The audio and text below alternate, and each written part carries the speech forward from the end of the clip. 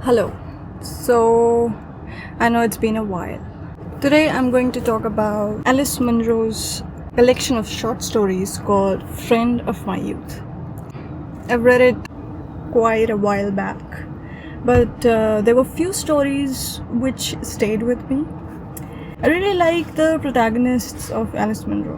Most of them, these women, they are independent in the sense that they're very free in their mind. They're coming from different backgrounds, different period of time. Some of them are coming from time when economic independence was not a thing for women. But in that case too, what you witness is independence in the mind. They don't see their existence in tandem with a man. There is more to these characters.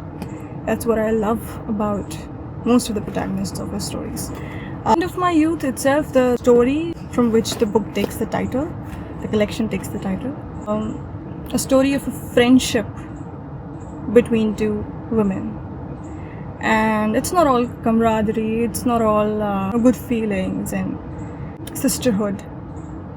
Because being women doesn't translates into being only caring or only forgiving, only patient and kind. There's more to a woman. We are also human beings, right? So there are negative aspects of womanhood as well, and so there's jealousy, there is envy, and that's something that the story explores, and I really loved because the characters, they were human.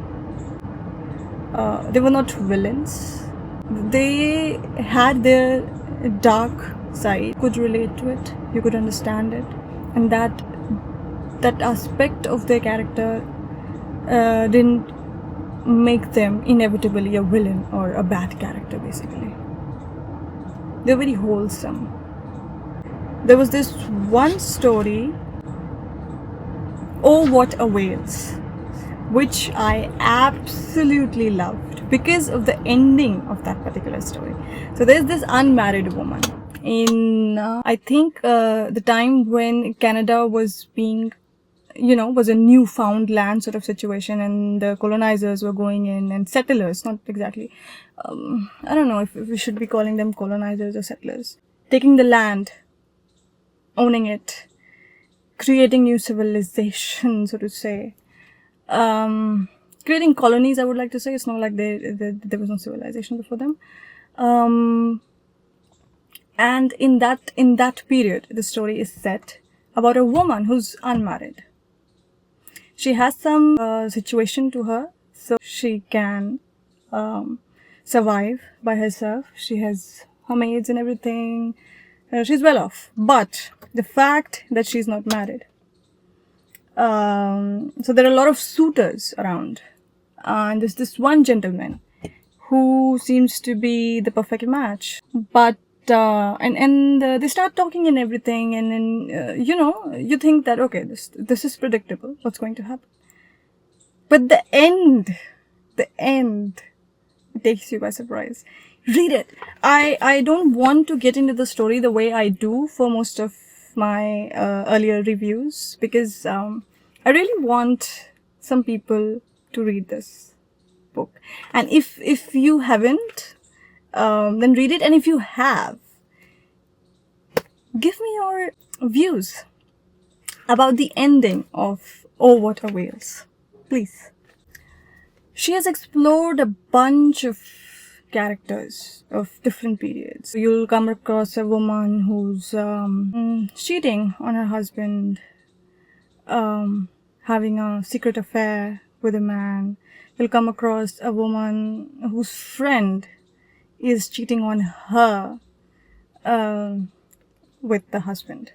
You'll come across a spinster, the one that I mentioned. An old lady who is with her daughter on a cruise ship for a vacation, and then what happens? Almost like an Agatha Christie novel, that one. So you'll come across these plethora of characters, these women, and their stories, and not one of them is similar, but then all of them has the similar vein where the woman is free in the head. I can't really explain it. You'll understand it when you read it. I kind of this book reminded me of Jhumpa Lahiri's collection of short stories, Interpreter of Melodies. Because the characters are not similar, but there's one thing. You really get to see inside the head of these female characters in a way that is not common in literature, as far as I have read. So tell me what you think if you have read Alice Munro. And oh my god, I'm sweating like a pig. Okay, yeah, that's it for this video. I don't know why I thought switching off the air conditioner was a good idea. It wasn't, of course. See you in the next one, and subscribe maybe. Wholesome. I hate this word wholesome somehow. It tends to be not a very clear word. I don't know why I hate it. Okay, whatever. Let's leave.